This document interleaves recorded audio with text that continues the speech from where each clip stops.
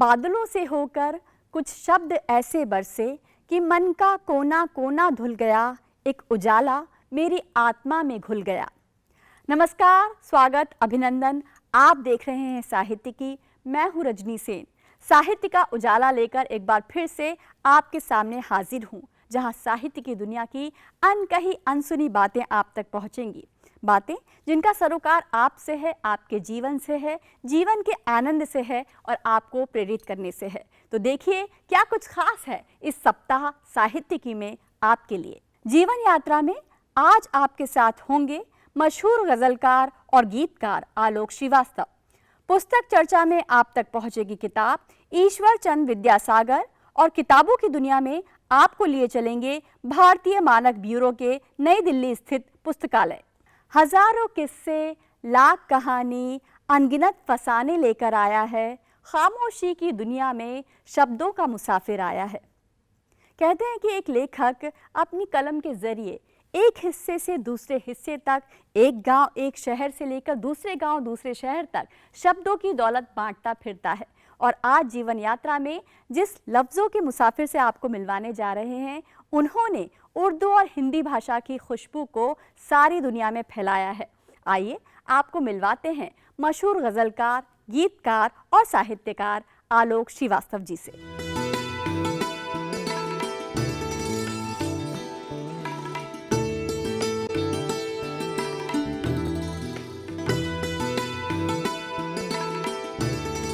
आज जीवन यात्रा में अपनी लेखन की यात्रा हमारे साथ साझा कर रहे हैं गज़लकार, गीतकार, वरिष्ठ साहित्यकार आलोक श्रीवास्तव जी। आलोक जी, बहुत बहुत स्वागत है आपका जीवन यात्रा में। बहुत बहुत धन्यवाद रजनी जी, आपका भी मुझे इस अपने प्रतिष्ठित कार्यक्रम में बुलाने हेतु। और ख़ास तौर से बचपन से जो एक फैसिनेशन होता है, जो बचपन से आँखों के सामने एक पर्दा तैरा करता था, दूरदर्शन, तो उस दूरदर्शन पर इतने सम्मान से, इतने मान से, इतने स्नेह से बुलाने के लिए आपका भी बहुत बहुत धन्यवाद। स्नेह की बात की आपने। आप उस भाषा को पूरी दुनिया में लेकर गए जिसमें प्यार है, मोहब्बत है। उर्दू भाषा और हिंदुस्तानी भाषा, हिंदी को भी आपने एक नयापन दिया। लेकिन आपकी जो किताबें आई, गज़ल की बात करें, आमीन जो आपका गज़ल संग्रह आया, उसमें इतना कुछ है जीवन से भरा हुआ, जीवन की मिठास से भरा हुआ। क्यों ना शुरुआत वहीं से की जाए। नहीं, मैं तो ये सोच रहा हूँ, आप बोल रही थी और आपने मेरे तारुफ में भी जो कविता पढ़ी, तो मुझे लग रहा है एक शेर सबसे पहले मैं आपकी नज़र किए देता हूँ कि बात करो, और आपने उर्दू की भी बात की, बात करो तो लफ्ज़ों से भी खुशबू आती है, बात करो तो लफ्ज़ों से भी खुशबू आती है, लगता है इस लड़की को भी उर्दू आती है। बहुत सुंदर, बहुत सुंदर। तो आमीन जिसका आपने ज़िक्र किया, तो मैं हमेशा सोचता हूँ कि आमीन जो है वो एक तरह से एक सरमाया है, एक उसमें इतने बड़े बड़े हमारे साहित्य के दिग्गजों ने आशीर्वाद दिया है, दुआएं दी हैं, उसकी जो गज़लें हैं, उन गज़लों को इतना प्यार मिला है, इतना सम्मान मिला है। उसके अब तक कई कई एडिशंस आ चुके हैं और अभी हाल में उसको पेंगुइन ने बहुत खूबसूरत तरीके से पब्लिश किया है और वहाँ भी वो पसंद की जा रही है। लगभग 10-15 साल पुरानी किताब हो गई है, लेकिन अब तक मुझे ऐसा लगता है कि जैसे कल परसों आई है और कोई ना कोई रचना उसकी हमेशा कहीं ना कहीं गाई, गुनगुनाई या पढ़ी जाती है। तो ये एक रचनाकार के लिए बड़े सम्मान की बात होती है कि जब आप अपने मनोभाव को प्रस्तुत करते हैं और वो रजनी जी को अपने से लगते हैं, किसी और को जो सुनता है उसको अपने से लगते हैं, तो ये एक बड़े मतलब बहुत रोमांचित करती है ये बात। और मुझे ऐसा लगता है कि जो पुरस्कार जिनका आपने जिक्र किया, पुरस्कार भी लोकप्रियता के जो वो होते हैं, मार्ग होते हैं, उनसे होकर पहुंचते हैं, क्योंकि वो जब तक कृति कोई लोकप्रिय नहीं होगी तब तक वो साहित्य में अपनी जगह नहीं बनाएगी। तो उसने न सिर्फ लोक के मन में जगह बनाई, साहित्य में भी एक जो स्थान उसे हमारे वरिष्ठों ने दिया, उसके लिए भी मुझे बहुत मैं कृतज्ञ हूँ उसके लिए। तो आपके हाथ में वो रचनाओं की वो किताब आमीन है। हाँ, तो क्यों ना। हाँ, मैं गज़ल जहाँ से शुरू होती है, जो हम मानते हैं कि हज़रत अमीर खुसरो ज़िहाल मिस्की मुकुन तगाफुल दुराए नैना बनाए बतियाँ, ये 13वीं शताब्दी में रेख्ता के नाम से जब शुरुआत हुई, तो उर्दू में एक बड़ी खूबसूरत परंपरा है जिसे खराज अक़ीदत कहते हैं। जब आप श्रद्धापूर्वक अपने किसी वरिष्ठ को याद करते हैं जी। तो आप एक पंक्ति अपने उस वरिष्ठ की लेते हैं और शेष रचना जो है वो आप स्वयं कहते हैं उसी ज़मीन पर। तो ये जहाँ से गज़ल शुरू हुई है मैं वहीं से, तो पहला मिसरा हज़रत अमीर खुसरो का है कि सखी पिया को जो मैं न देखूं तो कैसे काटूं अंधेरी रतियाँ, सखी पिया को जो मैं न देखूं तो कैसे काटूं अंधेरी रतियाँ।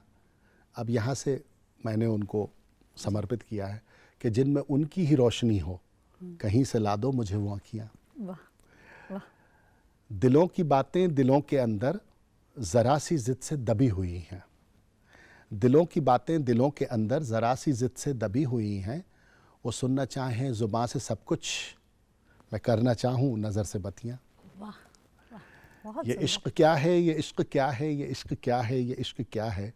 सुलगती सांसें, तरसती आँखें, मचलती रूहें, धड़कती छतियाँ। हाँ, और मीरा का दर्शन और ये अंतिम दो पंक्तियाँ कि मैं कैसे मानूं बरसते नैनों कि तुमने देखा है पी को आते, मैं कैसे मानूं बरसते नैनों कि तुमने देखा है पी को आते। न काग बोले, न मोर नाचे, न कूकी कोयल, न चटकी कलियाँ। हाँ, सखी बहुत ही पिया को सुंदर। जो मैं न देखूं तो कैसे बहुत काटूं अंधेरी सुंदर, रतियाँ। मतलब भाषा का जो सौंदर्य है वो मैंने ये कोशिश भी की कि जब हम उनको समर्पित कर रहे हैं अपनी कोई रचना, तो वो जो उनका एक कलर है अमीर खुसरो का, जी। उनका जो एक फ्लेवर है वो भी जो बाद के मिसरे हैं या शेर हैं उसमें मेंटेन रहे, उसमें उसकी वो बरकरार रहे। बिल्कुल। यही मेरा अगला सवाल है कि चाहे इतिहास के पन्नों से आप अमीर खुसरो साहिब की बात करें या फिर हमारे आराध्य देव भगवान राम की बात करें, आपने इन संस्कृतियों की, जो गंगा जमुनी तहजीब की हम बात करते हैं, नब्ज़ पकड़ी है। नहीं, उसका रजनी जी सबसे बड़ा जो कारण है मेरी परवरिश को मैं देता हूँ, जो भोपाल विदिशा जहाँ से मैं आता हूँ, और हमारे यहाँ एक मिली जुली साझा तहजीब, और हमारे घर में भी ख़ास तौर से उर्दू और हिंदी हम मुझे याद है कि करीब जो लफ्ज़ है वो हमारे यहाँ करीब ही बोला जाता है। और ये मैंने अपने वालिदैन से, अपने माता पिता से, तो ज़बान और मेरा अपना भी ये मानना है कि जो हमारी जो हिंदुस्तानी ज़बान है वो दो बहुत खूबसूरत ज़बानों से मिलकर बनती है। मैं कहूँ कि मैं पूरी तरह से हिंदी बोलता हूँ तो ये गलत होगा, मैं कहूँ कि मैं पूरी तरह से उर्दू बोलता हूँ या हम, तो वो भी गलत होगा। हिंदी और उर्दू ये दो ज़बानें मिलकर एक ज़बान बड़ी खूबसूरत बनती है हिंदुस्तानी, जो आप और हम बोलते हैं। तो मैंने हमेशा उसी ज़बान में कहने की कोशिश की और वो ज़बान पसंद की गई क्योंकि वो सब बोलते हैं, क्योंकि उनके डिक्शन एक से हैं, उनकी वोकेबलरी एक सी है। आप हिंदी को अलग करके उर्दू नहीं बोल सकते और आप उर्दू को अलग करके हिंदी नहीं बोल सकते। तो जो भी हम लोग बोलते हैं, बरतते हैं, वो ज़बान हिंदुस्तानी ज़बान है। और मैंने हमेशा ये कोशिश की कि जो मैं कह रहा हूँ, जो मैं लिख रहा हूँ, भवानी भाई का कितना अच्छा गीत है कि जिस तरह तू दिख रहा है उस तरह तू लिख, और जैसा लिख रहा है उस तरह तू दिख। तो मैंने कोशिश की कि वही ज़बान जो आप और हम बोलते हैं उस ज़बान में हो, और वो उर्दू भी हो सकती है, हिंदी भी हो सकती है, मेरे लिए वो हिंदुस्तानी है। बिल्कुल। और उसमें जो भाषा की शुद्धता है उससे आप कभी समझौता नहीं करते, फिर वो चाहे आप शिव तांडव का एक आसान रूप दे रहे हो अपने सुनने वालों को, या फिर हमारे राम को आप शब्द दे रहे हो। तो ये जो आपकी कलम है, फिर आप जाते हैं, लेकिन फिर आप जैसा ही साहित्यकार जाता है फिल्मों में, तो वहाँ एक नई उम्मीद जगाता है, क्योंकि आजकल जो लिखा जा रहा है उसमें अशुद्धि भी है, कहीं एक धुंधलापन भी है। तो क्या वहाँ एक चुनौती थी? हाँ, वहाँ चुनौती आती है, लेकिन अच्छी बात यह है कि अब तक चुनौती आई है और लौट गई है। मुझे याद है पिछले दिनों एक AR रहमान साहब ने एक फ़िल्म प्रेजेंट की थी, अटकन चटकन। अच्छा। उसका संगीत दिया था शिवमणि जी ने, और उसमें एक बड़ा सुंदर सा गीत है माँ के लिए। तो मुझे कंपोजिशन भेजी गई, मैंने लिखा भी। फिर उन्होंने शायद से मेरा प्रोफाइल देखा होगा या मेरा काम उनको बाद में पता चला होगा, तो उन्होंने कहा नहीं नहीं, एक काम कीजिए, पहले आप लिखिए हम इसे बाद में कंपोज करेंगे। तो वो रूना रिजवी ने गाया, बड़ा अच्छा गीत है वो, माँ के लिए है। और मैंने कई बार ऐसा, जब जगजीत जी के साथ पहली गज़ल रिकॉर्ड हुई थी तो उन्होंने मुझसे कहा कि तुमने गालिब की वो गज़ल सुनी है, दिल नादा तुझे हुआ क्या है, आखिर इस दर्द की दवा क्या है। तो मैं कहा हाँ जी हाँ सुनिए, किसने नहीं सुनी होगी, तो हमारे सिलेबस में थी, हम लोग जब लिटरेचर पढ़ रहे थे। तो बोले इस मीटर बहर पर तुम गज़ल कहो, मुझे रिकॉर्ड करनी है। तो मैंने मतला कहा उसमें कि बेवफ़ा है कि बावफ़ा क्या है, बेवफ़ा है कि बावफ़ा क्या है, उसके बारे में सोचना क्या है। तो बोलेगा गालिब बन के मत लिखो, आलोक बन के लिखो ठीक है। और जो बिल्कुल कंटेम्पररी थॉट्स हैं यंग जनरेशन के या मोटिवेशनल कोई बात, तो वो ज़बान, तो वो मतला हुआ कि मंजिलें क्या हैं, रास्ता क्या है, हौसला हो तो फासला क्या है। तो मैं हमेशा ये कोशिश करता हूँ कि जो ज़बान हम और आप बोल रहे हैं इस वक्त भी, उसमें हिंदी भी है, उर्दू भी है, उसमें अंग्रेज़ी भी है थोड़ी सी, उसमें शायद संस्कृत का भी कोई शब्द आ जाए, तो उसी ज़बान में अगर कहा जाएगा तो वो बात दिल से दिल तक पहुँचेगी। उनको देखना सुनना मानो गहनों से लद जाना था, जाने किस मिट्टी के बने थे वो हीरे मोती जैसे लोग। कुछ लोग ऐसे होते हैं जिनके व्यक्तित्व का असर हम पर जादुई होता है।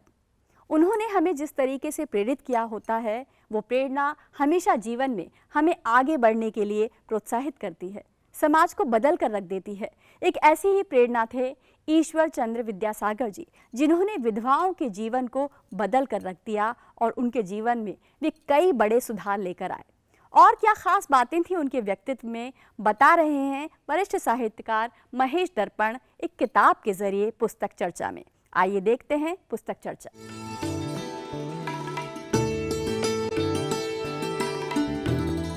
19वीं शताब्दी के समाज सुधारक, दार्शनिक और शिक्षाविद ईश्वरचंद विद्यासागर के जीवन पर आधारित पुस्तक है ईश्वरचंद विद्यासागर।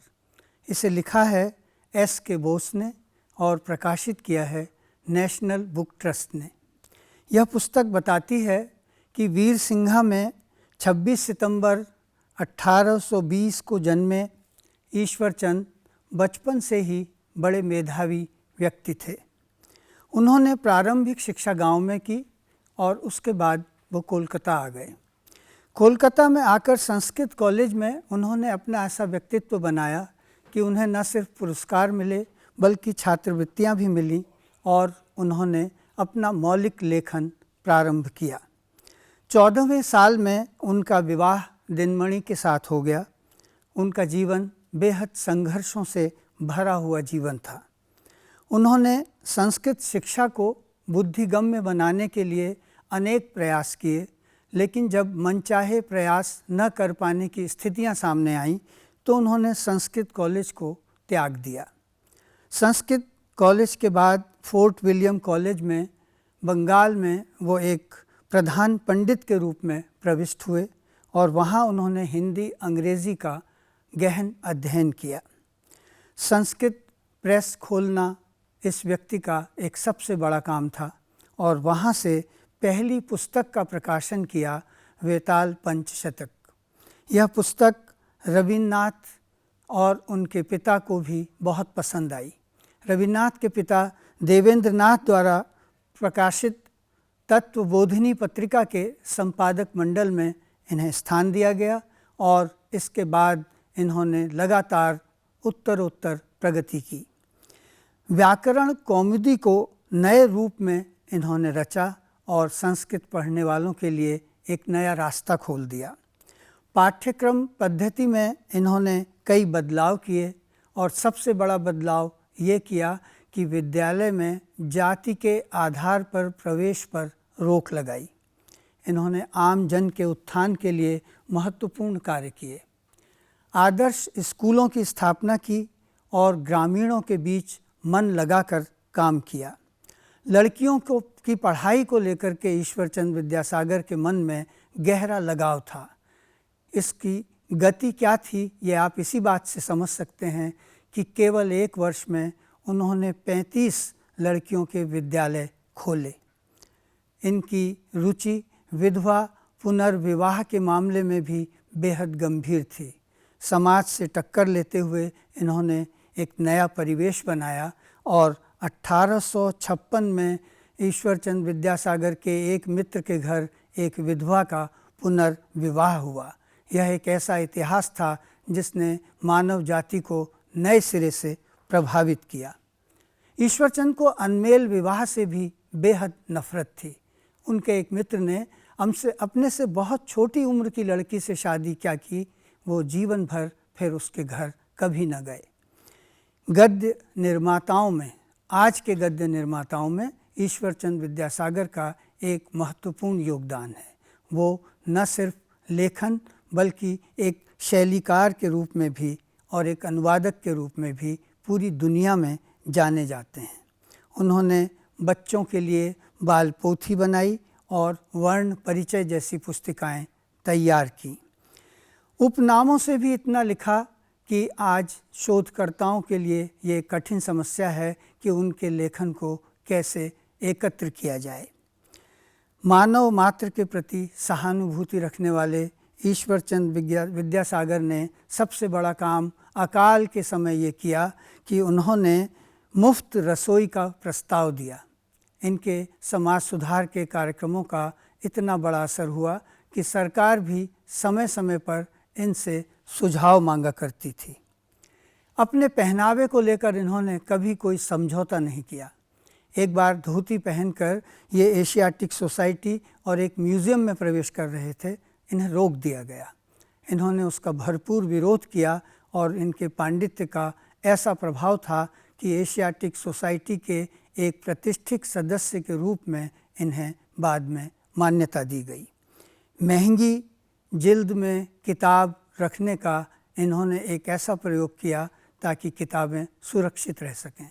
इनके एक मित्र एक बार बहुत महंगा शॉल ओढ़ कर आए और उन्होंने कहा कि इन किताबों में आप इतनी महंगी जिल्दें क्यों लगाते हैं, किताबें तो सामान्य जिल्द में भी रह सकती हैं। उन्होंने कहा कि आप भी तो ठंड से बचने के लिए कंबल ओढ़ सकते हैं, इतना महंगा शॉल ओढ़ने की क्या ज़रूरत है। यह पुस्तक धीरेन्द्र वर्मा ने बहुत ही सुंदर तरीके से हिंदी में प्रस्तुत की है। राजा राम मोहन राय की परंपरा के इस सुधारक की इस जीवनी को आज के पाठकों को इसलिए पढ़ना ज़रूरी है कि वो जान सकें कि पुनर्जागरण काल के इस महानायक का अर्थ क्या है और आज के समय में उसकी प्रासंगिकता क्या है। हरे भरे एक जंगल में चिड़िया सी चहकती हूँ, जब किताबों के बीच होती हूँ तो चंदन सी महकती हूँ। किताबें हमारे मन और जीवन को चंदन और उपवन की तरह कर देती हैं और ऐसे ही उपवन की हर सप्ताह आपको सैर करवाते हैं हम किताबों की दुनिया में। तो आइए आज आपको लिए चलते हैं भारतीय मानक ब्यूरो के पुस्तकालय में। यहाँ हमने बात की भारतीय मानक ब्यूरो के अध्यक्ष डॉक्टर शैलेंद्र कुमार और यहाँ की उपनिदेशक योगिता आहूजा जी से।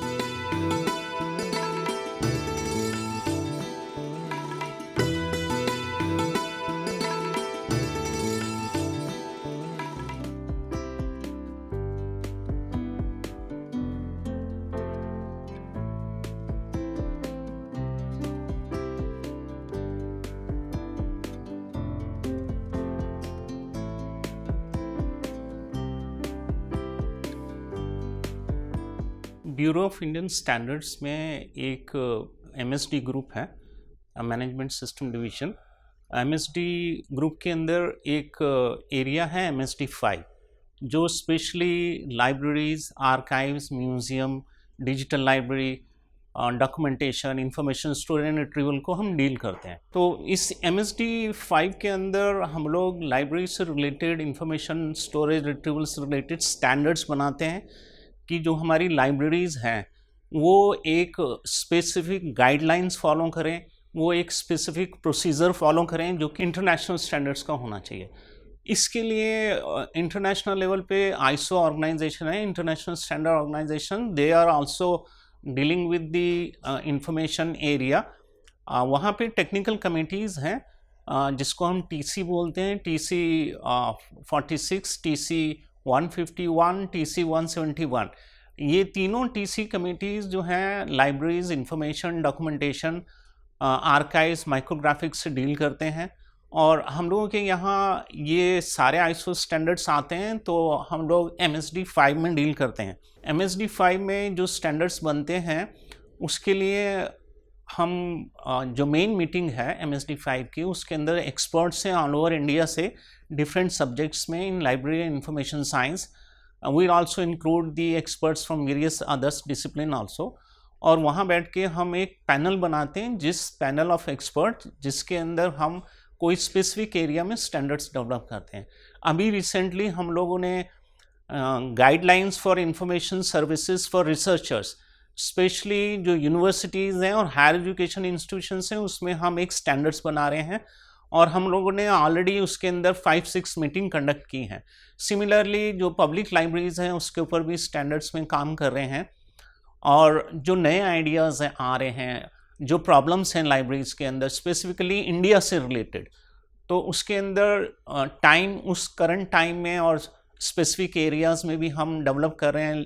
जैसे कि इंफॉर्मेशन लिटरेसी के अंदर हम प्रोग्राम्स बना रहे हैं, आइडियाज़ डेवलप किया है, और sustainability of information services for users और sustainability of library organisations in the current time, ये आइडियाज़ हमने डेवलप किए हैं। इसके अंदर भी हम पैनल ऑफ एक्सपर्ट्स बनाएंगे और इसके अंदर जो भी स्टैंडर्ड ऑपरेटिंग प्रोसीजर्स होता है, गाइडलाइंस होती हैं, वो हम डेवलप कर रहे हैं। अभी रिसेंटली जो हमने गाइडलाइंस बनाई है for information services for researchers, उसमें हम ये बताना चाहते हैं कि जो भी हमारे लाइब्रेरी प्रोफेशनल्स हैं वो रिसर्चर्स को किस तरह से इंफॉर्मेशन देंगे, वो अपने आप को कैसे इक्विप्ड करेंगे एक इंटरनेशनल स्टैंडर्ड्स के लेवल पे। आज के टाइम में आर्टिफिशियल इंटेलिजेंस के अंदर डिफरेंट टूल्स आ रहे हैं, उन टूल्स को हम AI टूल्स को हम रिसर्चर्स के लिए कैसे हेल्पफुल हो सकते हैं, ये भी हम उसके अंदर हाईलाइट कर रहे हैं, ताकि जो हमारे लाइब्रेरी इंफॉर्मेशन साइंस के प्रोफेशनल्स हैं वो हमारे रिसर्चर्स को फुल हेल्प करें।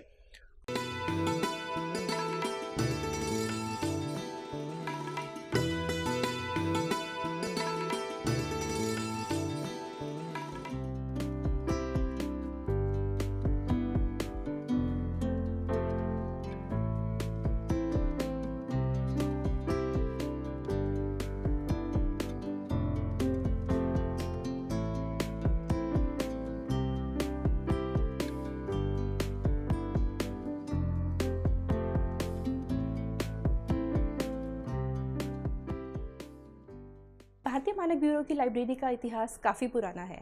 1947 में इसकी स्थापना हुई थी। तब इसका नाम इंडियन स्टैंडर्ड इंस्टीट्यूशन था। पार्लियामेंट एक्ट 1986 के तहत इसको भारत मानक ब्यूरो के नाम से जाना गया। भारत मानक ब्यूरो के कलेक्शन में आपको आर्काइव मिल जाएंगे। हमारा स्टैंडर्ड से रिलेटेड वर्क है सारा, और हमारे जो लाइब्रेरी है वो बेसिकली इंटरनेशनल और नेशनल स्टैंडर्ड दोनों में डील करती है। हमारी कलेक्शन में आपको 27,000 से ज़्यादा टेक्निकल किताबें मिलेंगी और 4 लाख से ज़्यादा इंटरनेशनल स्टैंडर्ड्स मिलेंगे, जो कि अलग अलग कंट्रीज़ के हैं, लाइक जापान, जर्मनी, अमेरिका। इसके अलावा हमारे पास IEEE का डेटाबेस है, जिसमें 42,000 किताबों को आप ऑनलाइन एक्सेस कर सकते हो। जर्नल्स, रिसर्च आर्टिकल्स, सभी कुछ आप ऑनलाइन कर सकते हो। सर्विसेज के दौरान हम लोग डॉक्यूमेंट डिलीवरी सर्विस दे रहे हैं, जिसके अंतर्गत मेल के थ्रू हम वाटरमार्क कॉपीज़ स्टैंडर्ड की अपने यूज़र्स को देते हैं। ये यूज़र्स हमारे रजिस्टर्ड यूज़र्स होते हैं, और हमारे यूज़र्स की भी 2 कैटेगरी है, एक्सटर्नल यूज़र और इंटरनल यूज़र। इंटरनल यूज़र में हमारे गवर्नमेंट ऑफिशियल्स, BIS के officials, scientist, researchers, policy makers हैं, और एक्सटर्नल यूज़र्स में हमारे इंडस्ट्री प्रोफेशनल्स हैं। इंडस्ट्री प्रोफेशनल्स को हमारे यहाँ पे 2000 प्लस GST 18% GST के साथ एक मेंबरशिप लेनी पड़ती है, जिसके बाद वो हमारी लाइब्रेरी सुविधाओं को एक्सेस कर सकते हैं। यूज़र्स को हम ऑनलाइन सुविधाओं के साथ साथ एक वेब एक्सेस कैटलॉग देते हैं, जिसमें जो ऑनलाइन अवेलेबल है और जिसको चेक करके वो ये जान सकते हैं कि कौन सा स्टैंडर्ड या किताब हमारे पास अवेलेबल है, और वो उसी के तहत अपनी मेंबरशिप ले सकते हैं। हमारी साइट पे BIS की ऑफिशियल साइट पे नो योर स्टैंडर्ड में जाकर इंडियन स्टैंडर्ड को फ्रीली डाउनलोड कर सकते हैं। इसके अलावा जैसे कि आजकल ऐप का ज़माना है, हमारे यहाँ पे BIS केयर ऐप है, जिसके थ्रू लोग अपने इलेक्ट्रॉनिक डिवाइसेस की R नंबर को और हॉलमार्क ज्वेलरी के HUID नंबर को वेरीफाई कराकर उसकी ऑथेंटिसिटी को प्रूव कर सकते हैं। इसके अलावा हमारे सोशल मीडिया हैंडल्स भी हैं जहाँ पे यूज़र्स हमें कनेक्ट कर सकते हैं और BI से रिलेटेड सारी जानकारी और अपडेशंस वहाँ से ले सकते हैं। इंस्टा, यूट्यूब, ट्विटर और लिंक्डइन पे हमारे ऑफिशियल BIs के पेजेस हैं जहाँ पर आए दिन हमारे PRD डिपार्टमेंट नए नए इन्फॉर्मेशंस को डालते हैं। जैसे कि हमारा institution ministry of consumer affairs के अंडर आता है, तो हमारे यहाँ पे आपको हिंदी का एक अच्छा कलेक्शन मिलेगा। हमारे यहाँ एक सर्कुलेशन डेस्क है जो कि आपको हेल्प करता है आपके डॉक्यूमेंट को आइडेंटिफाई करने के लिए, और 5000 से ज़्यादा हिंदी किताबें हमारे यहाँ पर हैं जो रेगुलर इशू रिटर्न होती हैं। हमारे मानक ब्यूरो का एक मोटो है मानका पथ प्रदर्शक। जैसे कि मानक एक आम इंसान का पथ प्रदर्शक करते हैं उसे सही चीज़ तक ले जाने के लिए, ऐसे ही लाइब्रेरी की भी पहल है कि वो सही इन्फॉर्मेशन को सही यूज़र तक पहुंचाए। कभी रूठेंगे एक बच्चे की जिद में तो कभी लोरी में मन जाएंगे, शब्द जो कागज़ पर ना उतरे तो तारे बन जाएंगे। शब्द तारे बने, जुगनू बने या दीपक, वो अपने उजाले से हमेशा हमें एक नई राह दिखाएंगे जिन पर चलकर हम अपनी मंजिल तक पहुंच सकते हैं। उम्मीद करते हैं इन शब्दों की उंगली थाम आप भी ऐसे ही सफ़र पर निकल पड़ेंगे। फिलहाल आज साहित्यिकी में इतना ही। मुझे और मेरी पूरी टीम को दीजिए अनुमति। नमस्कार।